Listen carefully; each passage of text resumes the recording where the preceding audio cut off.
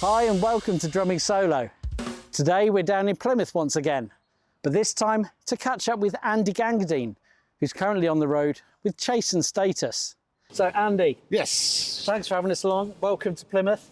Could you please go through this amazing rig here that describing everything? Yeah, well this is called the Gangascope.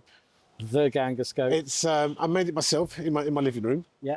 And it's I was really good at metalwork at school, see, so I just decided that, and I wanted to come up with an idea, which for a kit and a racking system, which every time people saw, I think, oh, that can only belong to one person. So I read that this came from two 10-inch hoops. Three 10-inch hoops. Three 10-inch hoops. Yeah. So were there any failed design attempts? They were. That didn't make it? I did. I gave it to a company to do it, and they totally cocked it up. So I found this company called Angle Ring, and they just bend these tubes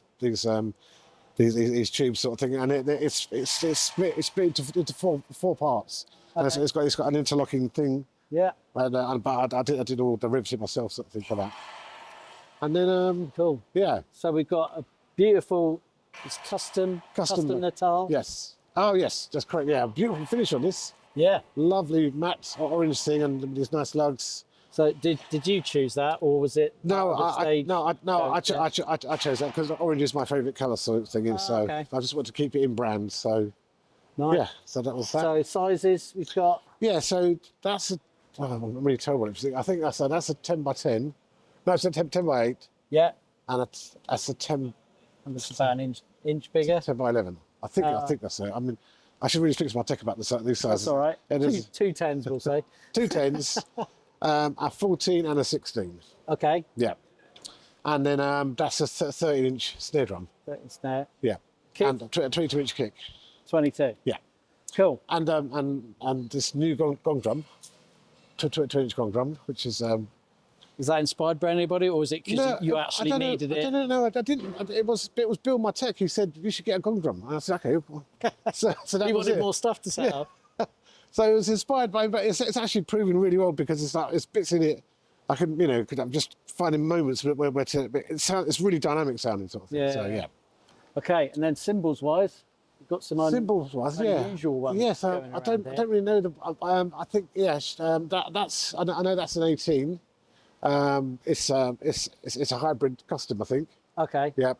Because what I've noticed about your cymbals is they're all quite, what's the word, glassy, like penetrating. That's a very well. The thing is, I'm very particular on the cymbal sound. I use an ST2 Bolero stick, which has got a really small tip on it, and that gives you a really because there's less wood on the cymbal, you get a really defined sound. Because the more wood you have, the more clunky it's going to sound, sort of thing. That sounds like a Bob Armstrong lesson.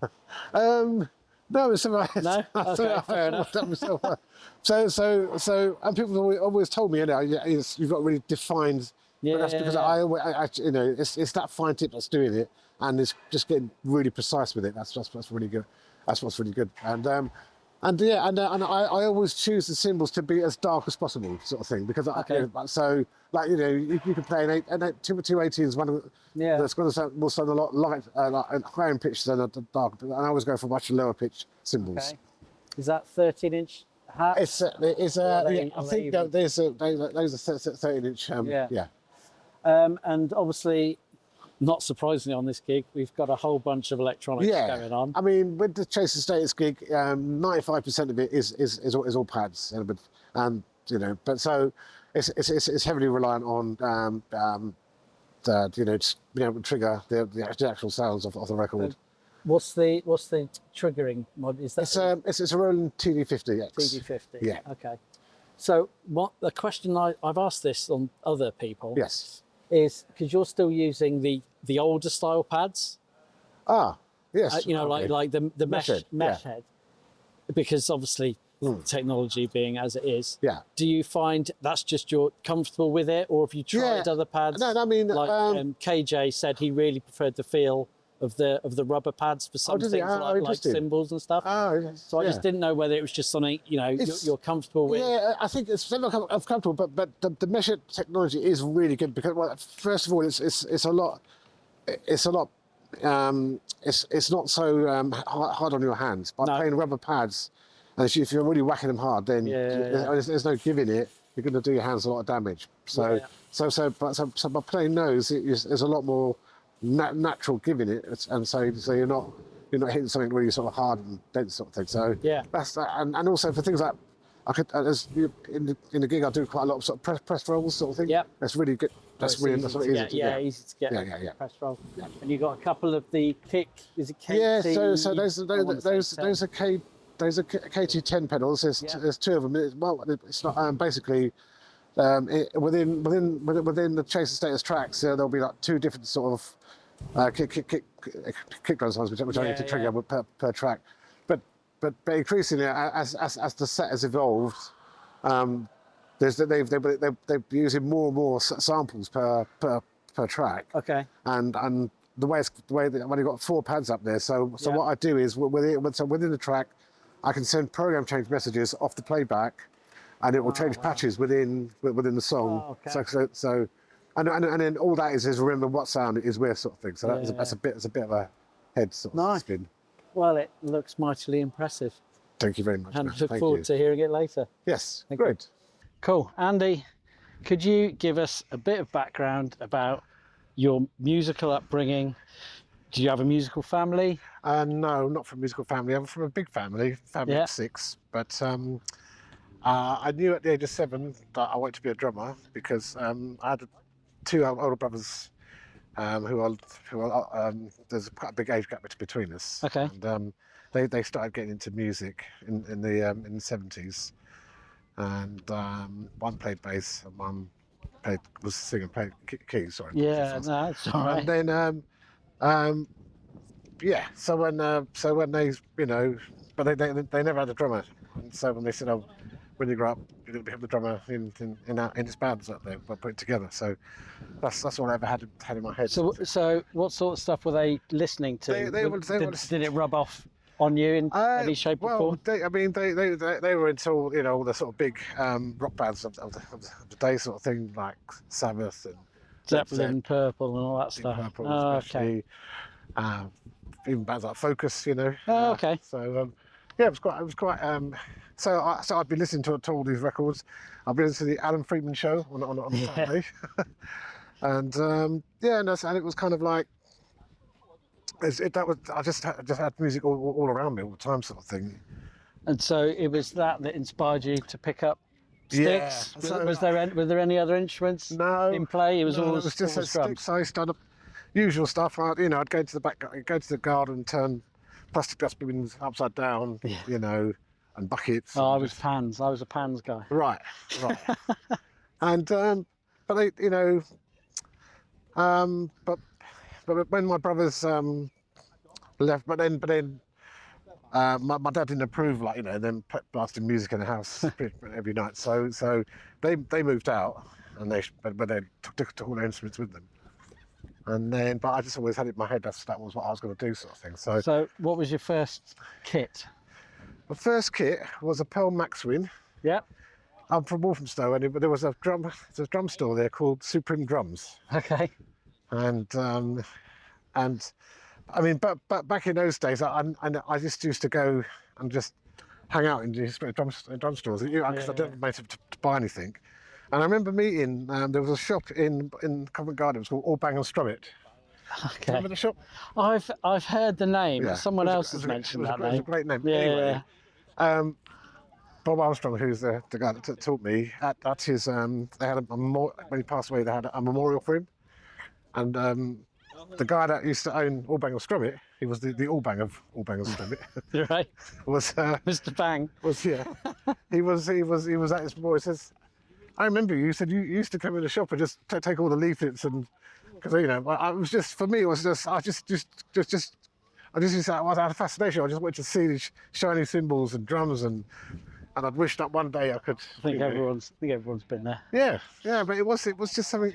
So with that kit, was it one that you'd saved up, or was it one? No, yeah. Did you had any random jobs to be able to pay for that? Well, I got I didn't get this kit till I was 17. Okay. And I was studying electronics at Waltham Forest College. Yeah. when I was 16 and did a tech diploma course. And then halfway through the course, I just happened to go and see this big band, a rehearsal big band. Like a friend of mine said, "You must come and check out this drummer." The drummer was a guy called Guy Richmond. Yeah.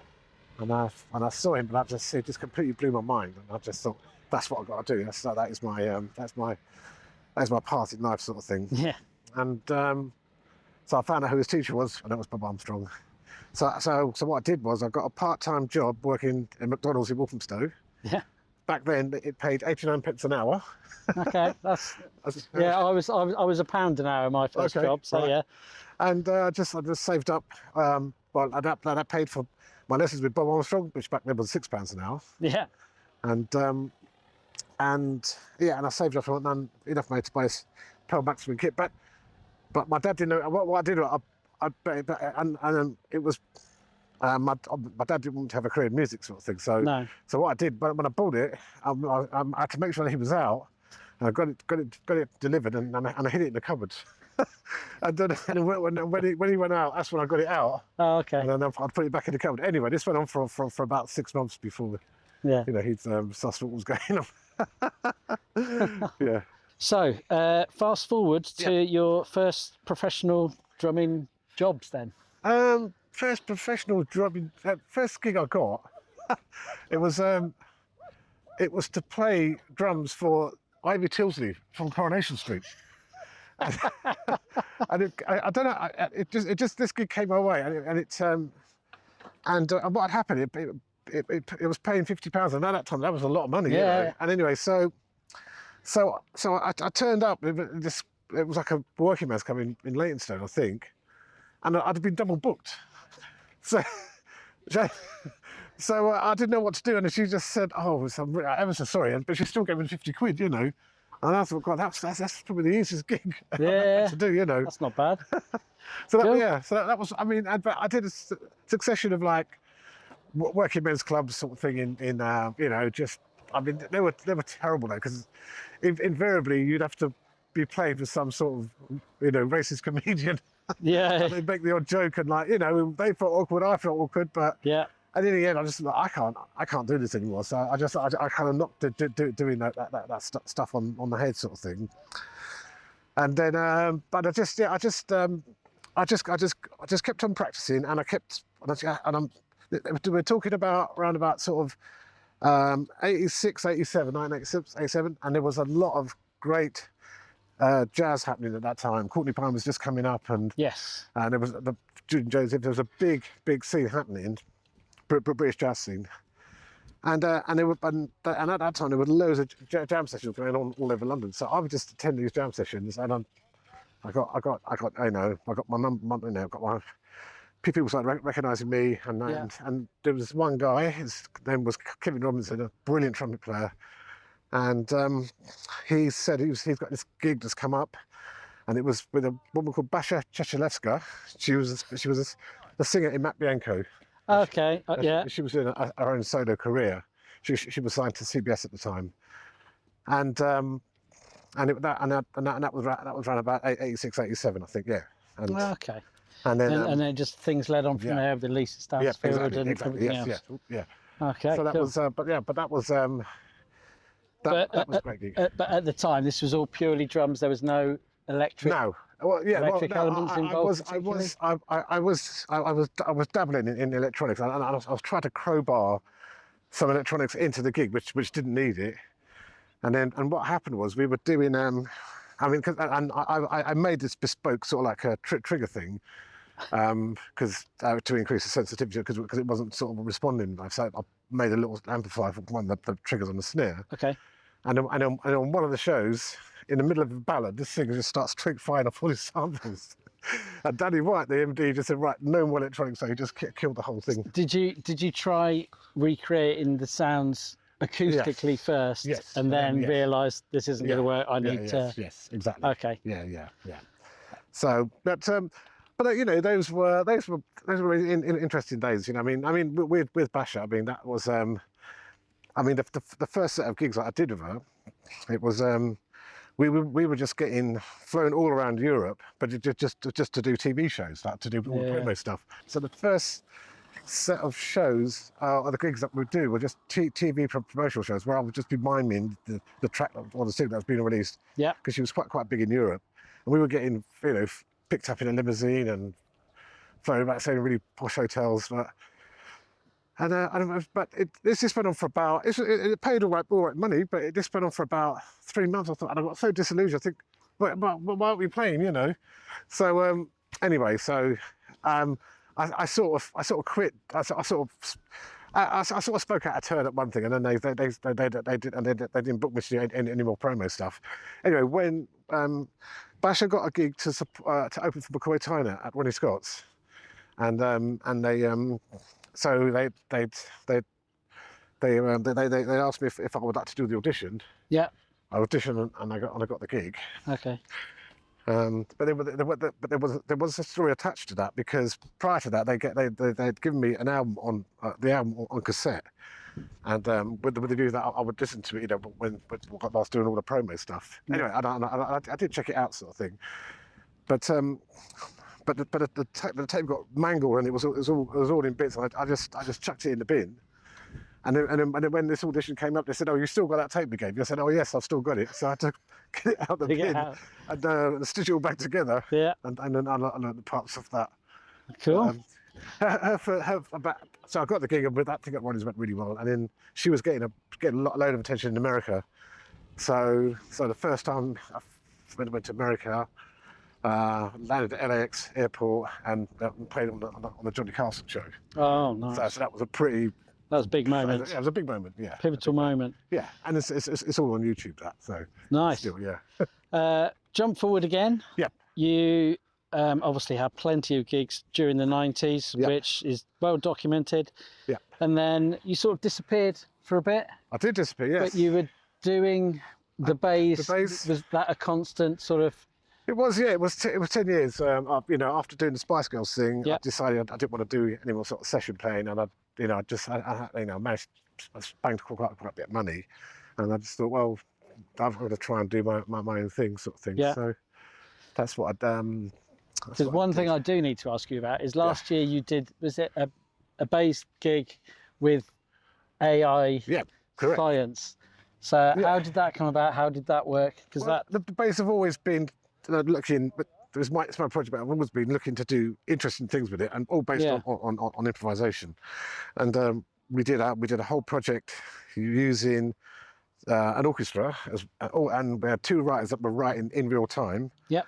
And using a software called Sibelius, and one would be writing for brass, another would be writing for brass and woodwind, the other would be writing for strings, and they would write these pieces, and this was back in 2007, and everyone had a flat screen monitor, and they could see the parts come in, and then the conductor Jules Buckley we used the Heritage Orchestra to yes.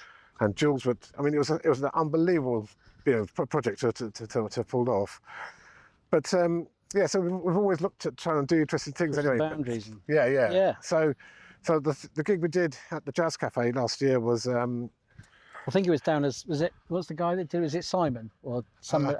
But it said, and playing science. Yeah. And I just wanted, what is science? Because it was just this whole AI generated. So what it was, we had an AI moderator. Yes. Whereby we were using a particular AI software, and we'd give it certain prompts. It would come up with this stuff, and then we just heard it as audio. Yeah. And then the players would just pick up on it and then just develop these ideas, sort of thing. So nice. that's how it went on. But on that gig, we had an amazing pianist called Jason Novello, who was absolutely sensational, and this young kid called Eddie Lopez, and he was just 18 at the time. And but amazing ears, can hear anything, sort of thing, and just pick it up, So it was it was a good thing. You know? Yeah. When I saw the advert for it, I thought. Yeah, that's really embracing the whole AI thing and technology, because it's going to be there, isn't it? You have to go with these things, because if you try and it's not going away. So you've got to find ways in which it kind of fits in to to what you're doing, and it will become a useful tool at some point. But at the moment, it's not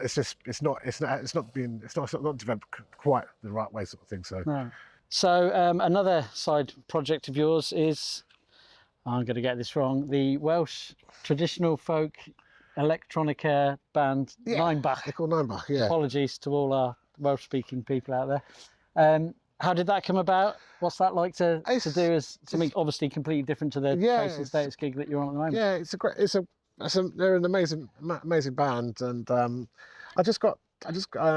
met them through someone that I did loads of stuff with the Bays, and the Bays Heritage Orchestra thing. He helped me put that together and got all the Arts Council funding for it. Yeah. But he was also manager of this band, and we just met through him. As a guy called Adam James, and he brought us together, sort of thing. So cool. And then he sadly passed away, and then I got more and more involved with the band, sort of thing, and I've written I've written an album with them, sort of thing.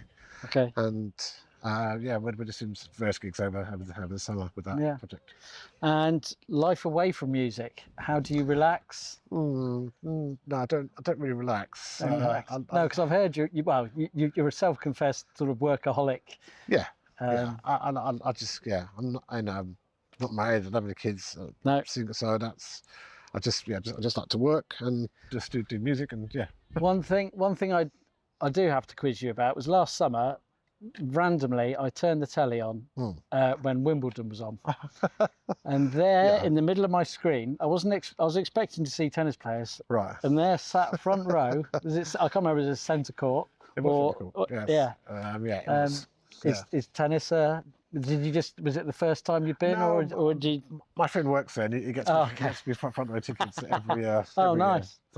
So you just but it looked like a nice day and everything for strawberries and cream and all that. Well, more champagne. Champagne. Yeah. And finally, is there one thing that you can tell us that people don't know about you? Oh. One thing that you can put out to the world that people, or you might think, do you know what? People don't know that about me. Yeah. Like you might have a secret, craving for pancakes or. No. I love watching TV detective stuff. Yeah. Yeah. I love things like Line of Duty. Favorite detective of all time. Well, it was Inspector Morse, but I've got really hooked on Line of Duty. I think that's fantastic. That is good. Yeah. I think mine's Columbo. I do like a Columbo. Right. Yeah. Cool. Thanks ever so much, Andy. My pleasure. Have a good gig tonight. Thank you. And thanks for doing this. If you like this, then please consider subscribing to the channel so that we can bring you more content like this. And we'll see you next time here on Drumming Solo.